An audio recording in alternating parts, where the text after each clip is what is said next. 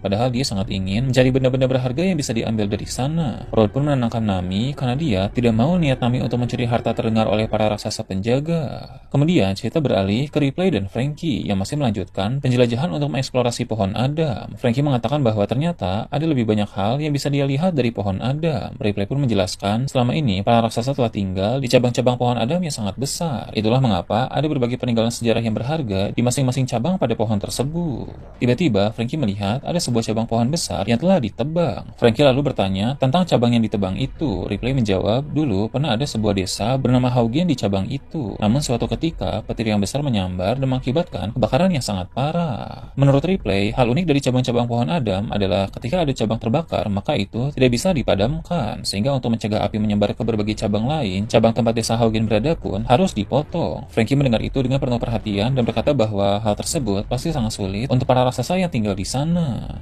Dia juga bilang, sebagaimana legendarisnya pohon Adam, dia memang dapat memaklumi ketika ada hal-hal yang tidak terelakkan di sana. Ripley pun berkata, bisa dibilang kelemahan dari Elbaf adalah api dan petir yang bisa menyebabkan kebakaran besar. Jadi dari sini kita mendapat informasi baru lagi seputar pohon Adam, yang mana jika salah satu cabangnya mengalami kebakaran, maka mau tidak mau cabang itu harus segera dipotong demi keselamatan seluruh negeri. Kemudian cerita berpindah ke desa barat. Nami sudah tiba di sana dan dia bergabung ke dalam pesta. Dia pun bertemu dengan Usopp yang sudah sangat mabuk. Usopp bertanya Nami dari mana saja, serta dia juga ingin tahu kemana Luffy dan Zoro pergi. Nami menjawab mungkin mereka berdua sedang menjelajah. Jadi Nami memutuskan untuk merahasiakan bahwa mereka berdua sedang menuju ke tempat Loki. Setelah itu Jarul datang ke meja mereka. Usopp pun meminta Jarul untuk melihat Nami yang dia perkenalkan sebagai seorang navigator. Jarul lalu memuji kecantikan Nami sehingga Usopp pun bertanya seperti apa tipe wanita Jarul. Dengan antusias, sang raksasa legendaris itu menjawab dia suka wanita yang lebih tua. Usopp pun melompat dan memukul kepala Jarul sehingga Jarul menjadi kesakitan. Usopp berkata, mana ada wanita yang lebih tua dari Jarul. Bila kita ingat kembali, usia Jarul sudah 408 tahun, sehingga konyol ketika seleranya adalah wanita yang lebih tua.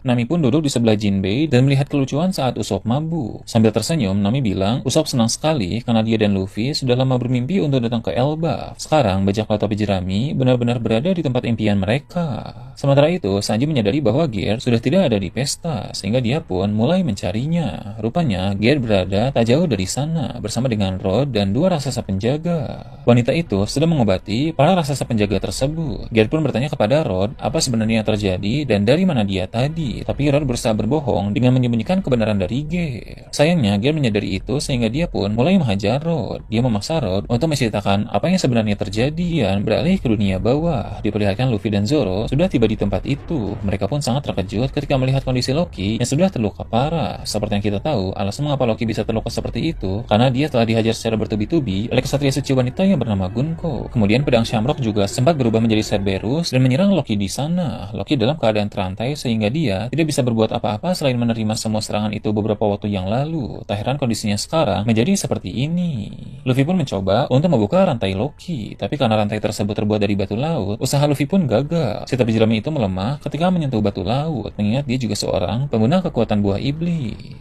Zoro dan Luffy pun mulai berdebat di sana. Zoro bilang masih belum saatnya untuk melepaskan Loki. Zoro masih perlu berbicara dengannya terlebih dahulu untuk mengetahui orang seperti apa sebenarnya Loki. Barulah mereka bisa memutuskan untuk membebaskannya atau tidak. Zoro kemudian berjalan ke arah Loki dan menendang luka di tubuh Loki. Hal itu pun langsung membuat Loki merasa sangat kesakitan. Alasan Zoro melakukan itu untuk memastikan luka Loki itu asli atau tidak, sebab bisa saja dia menipu dengan membuat luka palsu. Namun setelah menendang luka itu, Zoro tahu bahwa luka tersebut memang asli. Luffy pun memarahi Zoro dengan bilang Loki tampak dalam keadaan yang hampir mati, tapi bisa-bisanya Zoro malah menendang lukanya untuk menguji apakah itu asli atau tidak. Dengan entengnya Zoro bilang jika Loki mati berarti memang sudah sampai situ saja takdirnya. Luffy lalu berkata bahwa Zoro adalah orang yang sangat jahat. Tindakan Zoro dalam menendang luka Loki ini sebenarnya sangat bagus untuk mengantisipasi hal buruk yang akan terjadi. Jika setelah Loki dibebaskan nanti dia berkhianat atau mengingkari janjinya kepada Luffy, Zoro tinggal menyerang Loki di area tubuhnya yang terluka, sehingga Zoro akan bisa menumbangkan Loki dengan mudah. Setelah perdebatan, akhirnya Zoro setuju untuk membebaskan Loki. Tapi Zoro ingin satu borgol di pergelangan kaki kiri Loki tetap terpasang, karena itu adalah borgol batu laut sehingga bisa melemahkannya kalau dia nanti mengamuk. Ini adalah antisipasi kedua Zoro yang dia lakukan untuk mengatasi keadaan. Luffy pun bilang sebenarnya dia ingin pergi memanggil Chopper untuk mengobati Loki, tapi perpustakaan buru hantu jaraknya terlalu jauh. Akan memakan waktu yang terlalu lama untuk ke sana, kemudian kembali lagi ke dunia bawah. Maka Luffy berniat pergi ke desa barat saja dan memanggil dokter dari desa itu. Sebab sebab luka-luka Loki perlu segera mendapatkan penanganan. Zoro pun bilang itu bukan ide yang bagus, sebab mereka sudah dengar sendiri bagaimana penilaian para raksasa terhadap Loki. Jadi, jika para raksasa tahu bahwa Luffy dan Zoro membebaskannya, maka bajak laut api jerami bisa diusir dari Elbaf. Namun Luffy tidak peduli, karena dia merasa harus segera memanggil dokter agar Loki tidak mati. Dia juga bilang dia harus mencari daging untuk Loki, karena memakan daging sangat bagus untuk pemulihan. Dengan entengnya, Zoro menunjuk ke arah hewan-hewan buas yang mati akibat ulah dari kesatria suci. Zoro bilang di sini banyak daging, sehingga Loki bisa memakan mayat-mayat hewan itu. Luffy pun kesal kepada Zoro karena Luffy tahu bahwa hewan-hewan buas itu telah dianggap teman oleh Loki, sehingga mana mungkin dia mau memakan. Dia ke desa, tiba-tiba ada sebuah kapal awan yang jatuh dari atas. Rupanya kapal itu berisi Hajrudin dan para krunya dalam bajak laut New Giant Warrior. Bahkan terlihat Sanji juga ikut bersama dengan mereka. Mengapa mereka bisa jatuh dari atas? Karena mereka datang terburu-buru ke dunia bawah, sehingga mereka menaiki kapal awan bukan melalui jalur normal. Tak heran mereka terjatuh karena di dunia bawah tidak ada lagi awan untuk membuat kapal itu terbang. Terjatuh dari ketinggian seperti itu bisa membuat para raksasa langsung mati. Tapi untung saja Luffy segera beraksi. Luffy memakai teknik Gomu Gomu no Fusen untuk membuat perutnya menjadi seperti balon yang sangat besar, sehingga mereka terjatuh di perut Luffy lalu memantul dengan sangat keras, kecuali Sanji dan Gear yang tidak mengalami nasib serupa. Mereka yang terpantul di perut Luffy pun terlempar cukup jauh, tapi mereka bisa kembali lagi ke sana dan bertemu kembali dengan Luffy.